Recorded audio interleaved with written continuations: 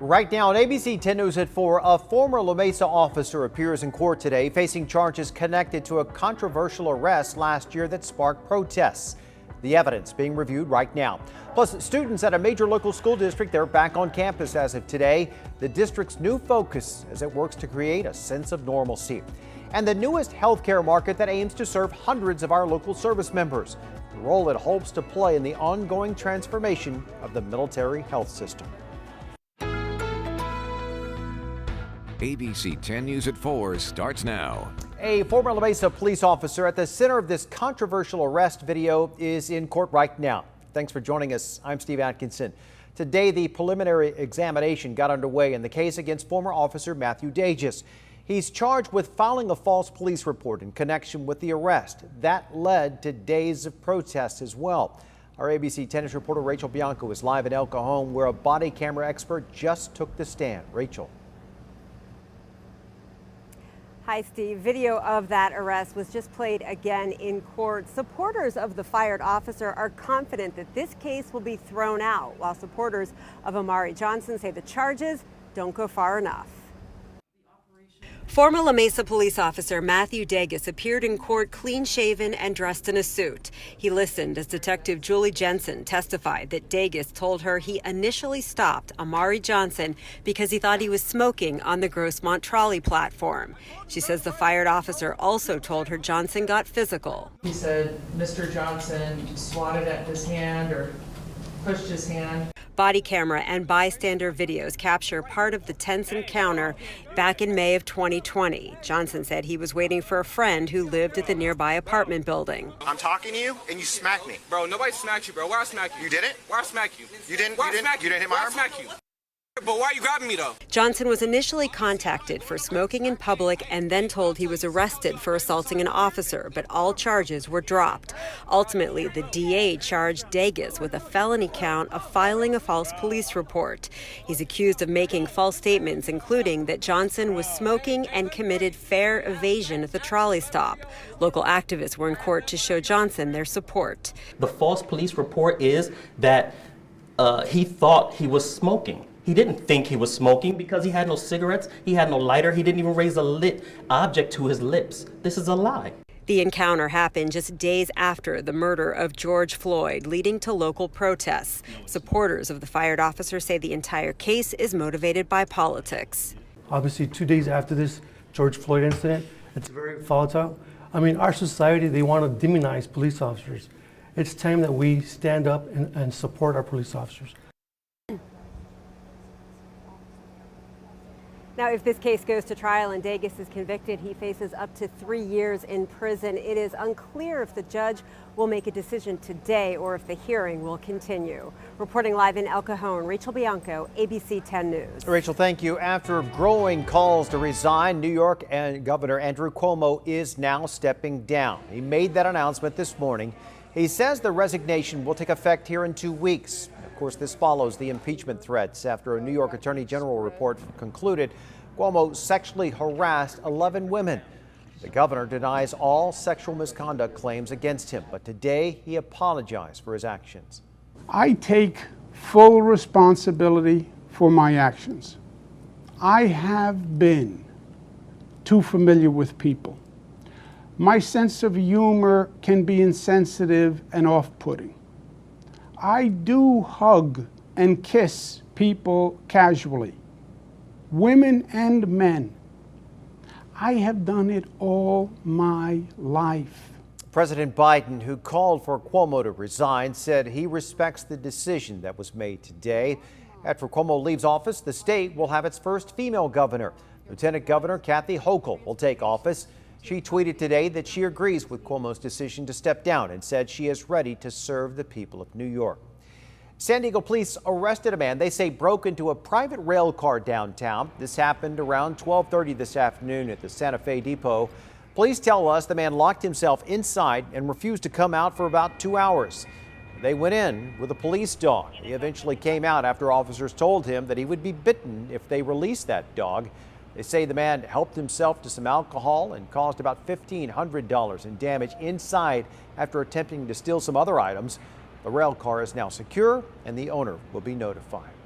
Students at the Grossmont Union High School District, they were back on campus today. This comes as schools in that district return to full-time in-person learning. Our ABC 10 News reporter Marie Cornell shows us how the district is trying to bring a sense of normalcy back to the classroom. We've done stories talking to parents and teachers, talking about the struggles they've dealt with in terms of virtual learning. And today, just about 20,000 students returned to their campuses. It's been about a year and a half since Monte Vista High School has looked like this, with students getting dropped off to seeing teachers, staff, and students on campus at one time.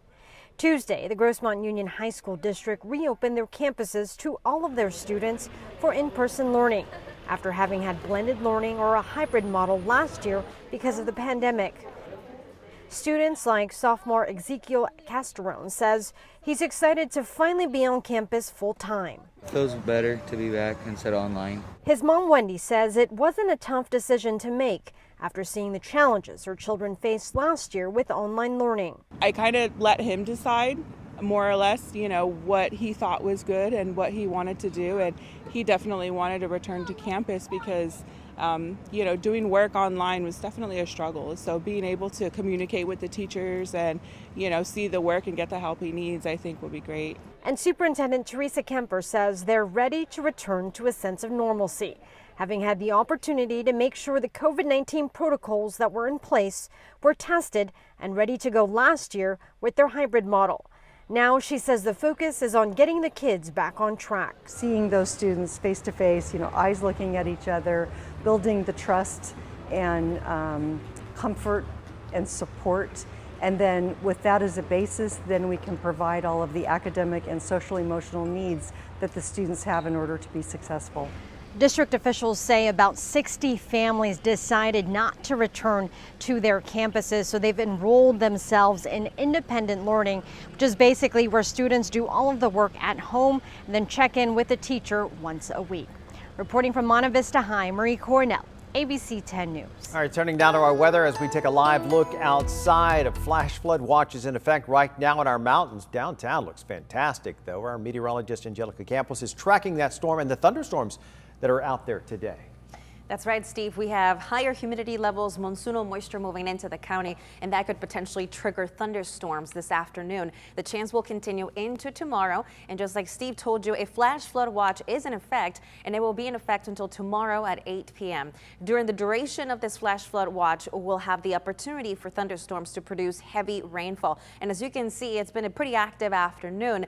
Since about 1 o'clock, it's been just kind of on and off. We'll continue tracking the potential for additional thunderstorms into the evening. At this hour is close to Campo, where we actually have some lightning, but just a few leftover showers closer to Mount Laguna, and then you make your way up north into Palomar Mountain, where we've seen some heavy rain so far today, and it's now drier. Of course, we'll see more pop-up thunderstorms over the next couple of days. I'll show you what to expect in the 7-day forecast. Angelica, thank you. As a reminder, you can always keep track of the changing weather conditions in your area anytime with our ABC 10 News mobile app. It's free in the App Store.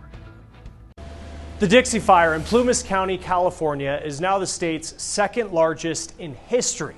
Smoke from that fire is impacting air quality all across the country. It's turned the air in Salt Lake City and Denver into some of the most dangerous in the world this week. That's according to IQ Air, which globally ranks air quality and pollution. Air quality on the East Coast is even ranked as moderate. But there are some things that you can do to protect yourself. We encourage you to take steps such as getting portable cleaners for one or more of your rooms, keeping your windows and doors closed as much as possible to keep that clean air in. Jocelyn Hilliard with the Red Cross is currently on the ground in Plumas County. She says other things to avoid when air quality is bad is cooking, fried food, vacuuming, and using gas-powered appliances. Now, a recent study in the Journal of Exposure Science and Environmental Epidemiology links wildfire smoke to susceptibility of getting COVID. Researchers found Reno, Nevada, which was hit hard last year by wildfire smoke, had an 18% higher COVID positivity rate than cities not exposed to high levels of smoke. It's another reason why it is so important to take steps in avoiding anything that could start a wildfire, especially so the devastation and loss that people in California are facing right now doesn't spread. I've met people here at this facility that have evacuated and gone home Next 2 days, they're back out evacuating. Now, one of them is here for the last 3 weeks. So it's a lot of unknown. What's going to happen tomorrow? Will I be okay? Will my pets be okay?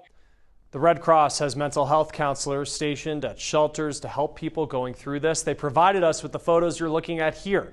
And if you'd like to help with wildfire relief efforts, you can visit redcross.org or call or text the numbers you see right here on your screen. Well, an update to the countries considered high risk by the CDC when it comes to COVID. It's a story that starts the news feed. France and Israel, now two of those countries. CDC recommends against all traveling internationally unless you are fully vaccinated. The pandemic is scary, and a new study says people are still not losing faith in doctors and nurses. The AP NORC poll found a high level of trust in those on the front lines, and researchers say that trust is important when it comes to boosting the amount of people who have received the vaccine. Google employees who want to work remotely full-time could see changes in pay. The pay cuts could be based on where an employee lives. Facebook and Twitter are also cutting pay for remote employees who move to less expensive areas.